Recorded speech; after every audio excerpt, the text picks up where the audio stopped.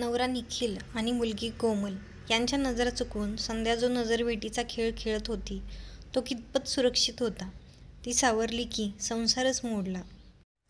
नजरभेटीचा खेळ, दोन डोळ्यांनी दुसऱ्या दोन डोळ्यांशी शब्दाशिवाय साधलेला संवाद हा माझ्या मते जगातला सर्वाधिक सुंदर आणि रोमांचक खेळ आहे. निदान सुरुवातीला तरी असंच वाटतं. या खेळातील महत्त्वाची गोष्ट म्हणजे जे चार डोळे हा खेळ खेळतात त्यांच्या पलीकडे कुणालाच त्याबद्दल काही शंका येत नाही. मी देखील सुमारे 1 वर्षापूर्वी हा खेळ सुरू केला होता. इथं मुंबईत जुलै महिन्यात खूप पाऊस पडतो. आमच्या सोसायटीच्या बागेतल्या जॉगिंग ट्रॅकवर पाण्यामुळे थोडं शेवाळ साचतं. तिथं पाय घसरण्याची भीती असते. खरं तर मला घराबाहेर म्हणजे सोसायटीच्या बाहेर रस्त्यावर जायला अजिबात आवडत नाही. तिथले ट्रॅफिक, बसचे हॉर्न, लोकांचा गोंगाट मला नको असतो. तर पावसातल्याच एका दिवशी मी घरापासून 20-1 मिनिटांच्या अंतरावर असलेल्या दुसऱ्या मोठ्या पार्कात सकाळच्या ब्रिस्क वॉकसाठी जात होते. तिथेच वाटेत तो आपल्या मुलाला सायकल चालवायला शिकवत होता. अवचितच आम्ही एकमेकांकडे बघितलं. त्या क्षणाच्या नजरभेटीत जे घडायचे ते घडून चुकलं होतं. मला वाटतं हा डोळ्यांचा दोष असावा. कुणाचे डोळे कुणाच्या डोळ्याला भिडले तर मग त्यावर काही उपाय नाही आहे. आणि मला वाटतं हा 4 डोळ्यांच्या नजरभेटीचा खेळ आहे. तर जेव्हा आम्ही दोघांनी एकमेकांकडे बघितलं तेव्हा काहीतरी घडलं. काय घडलं हे सांगणं, त्या क्षणाचं वर्णन करणं, त्या भावनांना शब्दरूप देणं अवघड आहे. पण इतकंच आठवतं की तो सगळा दिवस फारच मस्त गेला. घरी परतताना वाहनांचे कर्कश हॉर्न देखील जाणवले नाहीत. रस्त्यावरच्या कोलाहलानं वैताग आणला नाही. सकाळी 7 वाजता मी हवेत उडत अगदी आनंदानं गाणं गुणगुणत घरी आले. 22 वर्षांची माझी मुलगी कोमल 8 वाजता कॉलेजला जाते. नवरा 9 वाजता ऑफिसला जातो. मी रोजच्याप्रमाणे कोमलला हाक मारून किचनमध्ये शिरले. बराबर सकाळची कामं आवरली. दोघं निघून गेल्यावर सगळा दिवस मला खूप उत्साह वाटत होता. दुसऱ्या दिवशी मी पुन्हा वॉकसाठी बाहेर पडले. पुन्हा त्याच जागी तो आपल्या मुलाला सायकल चालवायला शिकवत होता. आमची नजरानजर झाली. मनात, देहात एक गोड शिरीशिरी जाणवून गेली. नकळत उत्साह संचारला. शरीर जणू पिसासारखं हलकं झालं होतं. नंतर पुढच्या 3-4 दिवसात मला अगदी स्पष्टपणे लक्षात आलं की तो माझी वाट बघतो. पुन्हा वळून तो त्या वळणाकडे बघत असतो जिथून मी त्या रस्त्यावर येणार असते. मी अगदी दुरूनच त्याला पुन्हा बघताना पकडलं होतं. नजरभेटीचा हा खेळ खूपच छान सुरू झाला होता.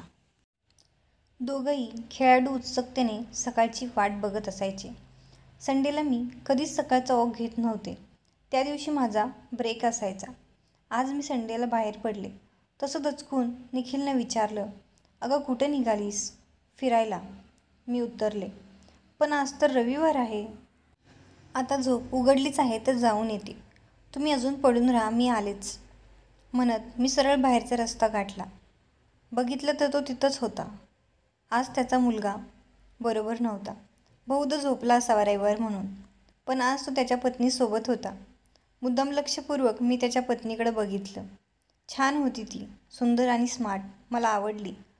त्यानं मला बघितलं आणि बायकोची नजर चुकून तो माझ्याकडे बघून चक्क हसला. प्रथमच हसला आणि माझ्या सकाळी उठून येण्याचं जणू सार्थक झालं. म्हणजे आमच्या दोघांमध्ये नक्कीच काहीतरी होतं. त्यामुळे माझ्यात खूपच बदल झाला होता. सकाळची वाट बघण्यात माझी सगळी दुपार, सायंकाळ आणि रात्रही संपत होती. 10 दिवसातच मी किती बदलले होते. संपूर्ण दिवस ही एक जाणीव की या वयातही कुणीतरी आपली वाट बघतंय रोमांचित करायला पुरेशी होती. हळूहळू 1 महिना पूर्ण झाला. या खेळातल्या दोन्ही खेळाडूंनी तोंडानं एक शब्दही उच्चारला नव्हता. डोळेच विचारायचे, डोळेच उत्तर द्यायचे. एक दिवस नवऱ्यानं विचारलंच, आजकाल तू सोसायटीच्या बागेत फिरत नाहीस का? नाही, तिथं बुळबुळीत झाले. मला घसरायची भीती वाटते. पण तुला तर बाहेरचं कोलाहल आवडत नाही ना? पण पाय घसरून पडण्यापेक्षा तो परवडला ना, उत्तर दिलं मी. पण मनातून जरा अपराधीही वाटत होतं. तरीही या खेळात खूपच मज्जा वाटत होती म्हणून पुन्हा सकाळची वाट बघायला लागले. आता खरं तर पावसाळा संपला होता. पण अजूनही बाहेरच्याच बागेत जात होते. ऑक्टोबर सुरू झाला होता. 4 डोळ्यांच्या भेटीचा खेळ खूपच रोमांचक झाला होता. मला बाहेरचा कोलाहल आणि गर्दी आवडत नसतानाही केवळ त्याला बघण्यासाठी घाईनं बाहेर पडत होते. पूर्वीपेक्षा अधिक व्यवस्थित कपडे घालून, छान क्रीम पावडर लावून, नवीन टी-शर्ट, नवीन ट्रॅक पॅन्ट्स, स्टायलिश बूट घालून, सेंटचा फवारा मारून, शोल्डरवर केसांची कधी उंच पोनी बांधून तर कधी केस मोकळे सोडून. त्यावेळी मला मी अगदी 16 वर्षांची तरुणी असल्यासारखं वाटायचं. कसली धावायची मी. खरं तर सकाळचं फिरणं वर्षानुवर्ष चाललंय, पण इतकी मजा यापूर्वी कधीच आली नव्हती. त्याच्या नजरेशी नजर भेटली की किती प्रश्न असायचे. डोळेच प्रश्न विचारत, डोळेच उत्तर देत. कधी सुट्टीच्या दिवशी उशीर झाला किंवा इतर दिवशी काही कारणानं खाडा झाला तर त्याचे डोळे तक्रार करायचे. त्याचं उत्तर मी डोळ्यांनीच फक्त हसवून द्यायची. कधीकधी तो बहुधा मुद्दामच बघत नसे. मग मीच त्याच्याकडे टक लावून बघायचे. मग तोही मनमोकळे हसायचा. खरंच किती मजेदार खेळ होता. थोडा विचित्रही होता. बोलायची गरज नव्हती.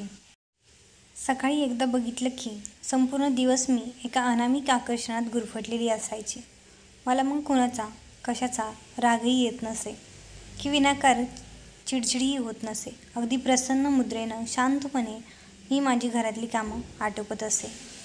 निखिलनं आश्चर्य वाटत होतं. एक दिवस त्यांनी म्हटलंच, आता तर पावसाळाही संपलाय. जॉगिंग ट्रॅकवरचं मळलेलं शेवळही खरबडून टाकलंय. तरीही बाहेरच्या मॉडर्नमध्ये जाते आहेस? हो, जास्त मोठा आणि चांगला राऊंड होतो. इतकी वर्षे इथल्या बागेत फिरून फिरून कंटाळाही आलाय. हा बदल आवडलाय मला. ठीक आहे, तुला आवडतंय तर काहीच हरकत नाही. फिरणं होतंय हेच महत्त्वाचं. निखिल ही फिरायला जायची, पण मी आल्यानंतर ते निघायचे. त्यानंतर माझं कमरेचं दुखणं उपटलं. मला खूप त्रास होऊ लागला. सकाळी 20 मिनिटं जायला 20 मिनिटं यायला लागायची. आल्या आल्या दोघांचे लंच बॉक्स तयार करणं, ब्रेकफास्ट तयार करणं यातच मी दमायचे. पूर्वी मी अर्ध्या तासात घरी आलेली असायचे. 10 मिनिटं मला विश्रांतीसाठी मिळायची. डॉक्टरकडे जाऊन आले. ते म्हणाले, फिरण्याचा वेळ थोडा कमी करून बघा. मी एकदम दचकले, बेचैन झाले. माझी दिनचर्या, दिवस रात्रीचा सर्व वेळ सध्या सकाळी त्याच्या भेटीशी जुळलेला होता. त्याला भेटायचं म्हणजे 20 मिनिटं चालत जायचं आणि 20 मिनिटं चालत परत यायचं. माझ्या दुखण्याने मी त्रस्त होते. थकवा यायचा. आता नियमित जाणं होईना. खोडे व्हायला लागले. कारण आल्यावर किचनमधल्या कामासाठीही एक संपूर्ण तास द्यावाच लागायचा. म्हणजे 40 मिनिटं व 1 तास जर सलग सकाळी काम केलं तर सगळा दिवस माझी कंबर दुखत राहील. अरे बापरे, आता काय करू? इतके दिवस एखाद्या षोडशीच्या उत्साहानं आणि आतुरतेनं रोमांचित होणारी मी, आता काय होणार? सगळं संपणार का? निखिलला आश्चर्य वाटत होतं.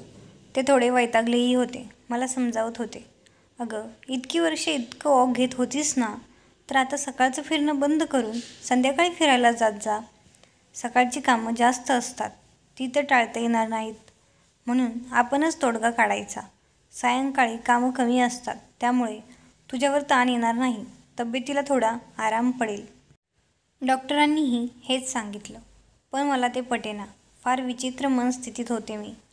शरीराला विश्रांतीची गरज होती, पण मनाला आनंद तो दिसल्यामुळेच मिळायचा. त्याला बघण्यासाठीच मी बाहेरच्या रस्त्यावर लांबच्या बागेत जात होते. पण आत्ता खाडे फारच होऊ लागले. त्याचा मुलगा एव्हाना छानपैकी सायकल चालवू लागला असावा, कारण आता तो एकटाच दिसायचा. नजरवेटीचा खेळ चालूच होता.